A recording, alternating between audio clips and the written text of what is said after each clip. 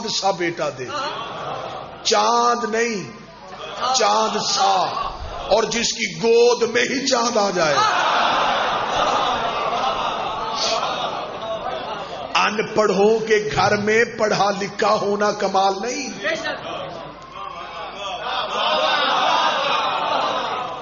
جہاں سارے P H D ہوں وہاں اپنا آپ منوانا کمال.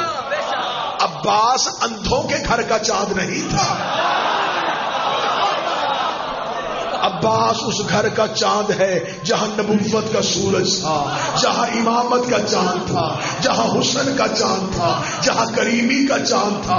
اتنے سورج اور چاندوں کے درمیان اپنے آپ کو بنی ہاشم کا چاند کہلوانا عباس کی حیثیت. کمرے بنی ہاشم. والدہ گرامی جناب فاطمہ کلابیہ، کنیت بی بی کی ام البنین، لقب بی بی کا ام الکرامہ، کرامتوں کی ماں. موضوع پسند ہے یا نہیں ہے؟ ایک معلوماتی مجلس آپ کو سنانا چاہتا ہوں سرکار عباس کے حوالے سے. جناب عباس کی والدہ گرامی ام البنین، جناب ام البنین کے والد محترم حزام، ماں کا نام سامہ بنت سہیل، دادی کا نام آلہ بنت شہید.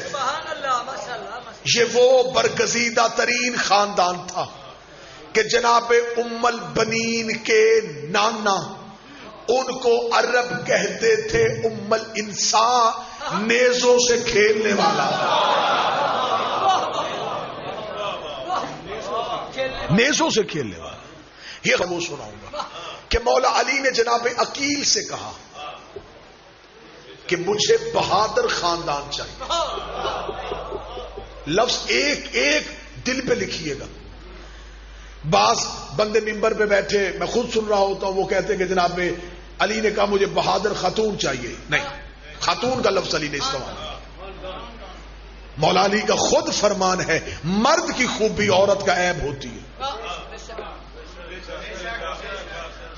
عورت کی خوبی مرد کا عیب ہوتی ہے. علی فرماتے مرد بہادر اچھا ہوتا ہے، عورت بزدل اچھی ہوتی ہے.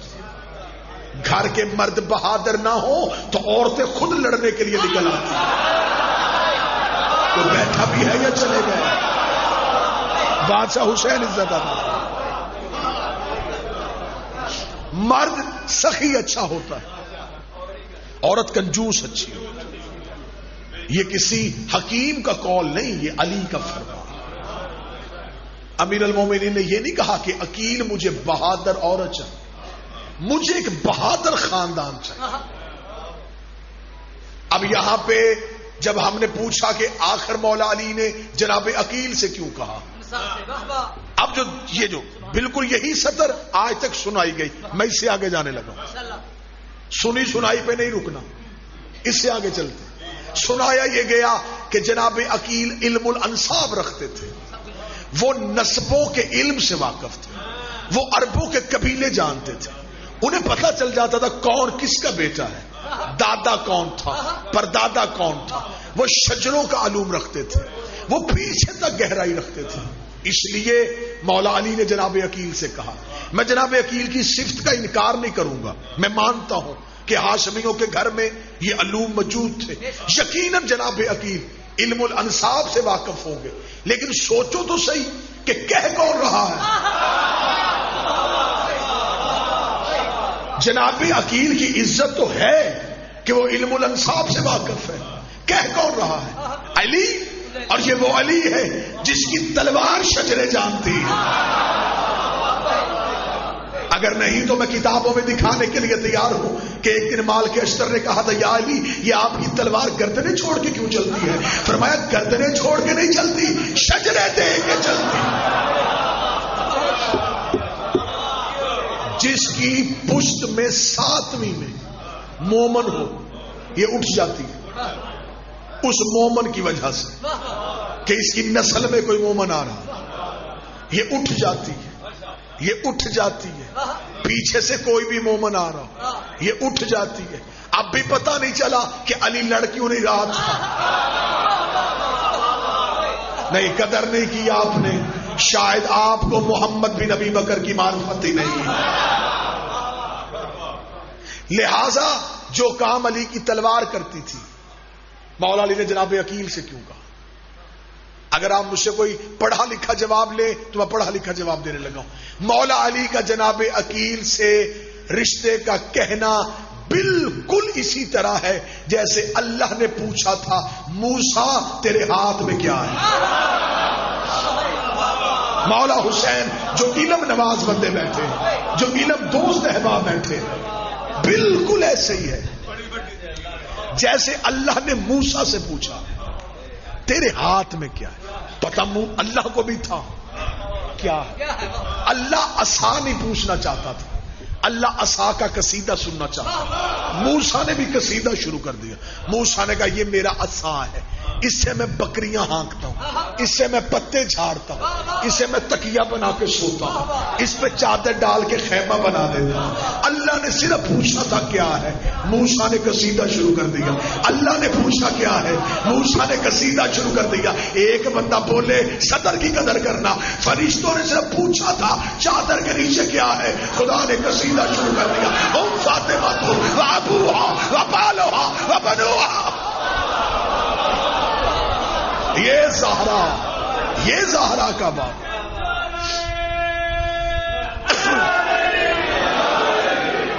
یہ زہرا کا باپ, یہ زہرا کا شوہر, یہ زہرا کے بیٹے. اب اردو ادب میں جملہ کہنے لگا ہوں.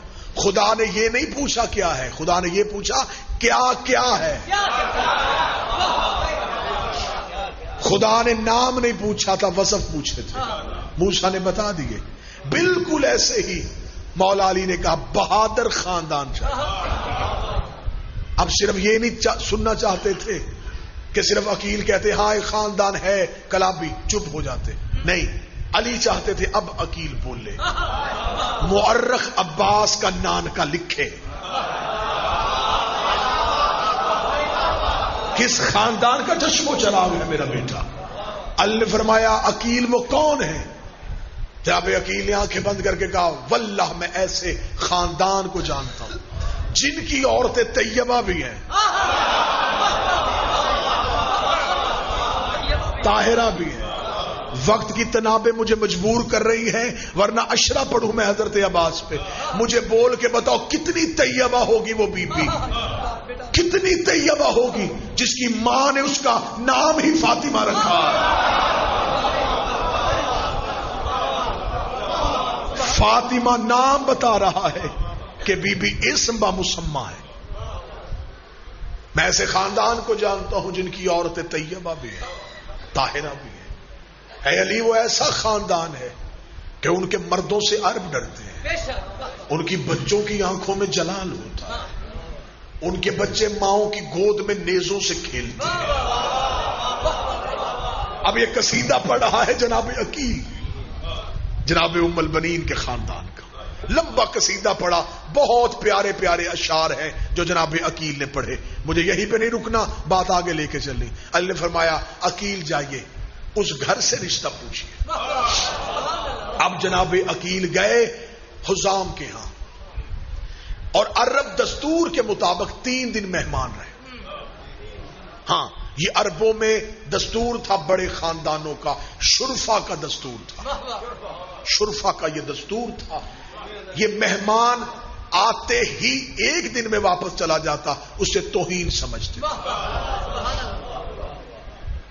آج تو ہمیں انتظار ہوتا ہے نا کہ جلدی جلدی کیا نوش فرمائیں گے, تو آپ کتنے بجے تک نکل جائیں گے. شرفا کا دستور تھا کہ مہمان کم از کم 3 دن گھر رکھو تاکہ اسے ہمارے خسائل کا پتہ چل سکے. کسی کے گھر جاؤ تو پتہ چل جاتا ہے کہ خصلتیں اور عادات کیا ہیں. چاہتے تھے حزام کے عقیل 3 دن رکے.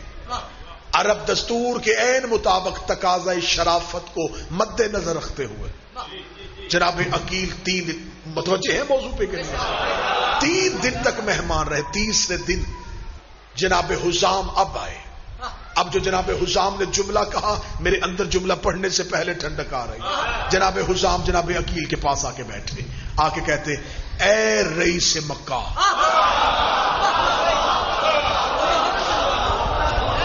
یہ ہے 2 بڑے خاندان, اے رئیس مکہ, اے متولی کعبہ,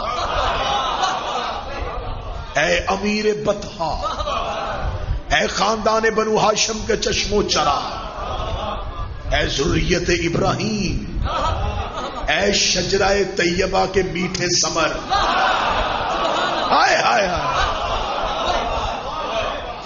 اے عربوں کے دلارے خاندان کے فرد, زحمت گوارا کی ہے, میرے قبیلے میں آنے کی وجہ پوچھ سکتا ہوں؟